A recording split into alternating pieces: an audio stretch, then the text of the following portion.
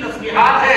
تیسرا کلمہ استغفار درود شریف 100 مرتبہ صبح اور 100 مرتبہ شام. اور مفتی محمد حسن صاحب نے جب سر پہ ہاتھ رکھا تو فرمایا 2 تسبیحات اور ایک پہلا کلمہ اور ایک درود شریف کی. پہلا کلمہ رات کو کم از کم 200 مرتبہ بستر پہ بیٹھ کے جب پیٹ پہ لگے وضو کر کے اور درود شریف پڑھتے پڑھتے سو جائے. انشاءاللہ ایمان کو بھی ترقی ملے گی، دلوں کو بھی پاکیزگی ملے گی. اللہ سے ہر آن گڑی اپنے گناہوں کی معافی مانگنا. میرے سمیت سب خطاؤں کے پتلے ہیں، اللہ سے معافی مانگے، اللہ ہمارے گناہوں کو معاف فرماوے.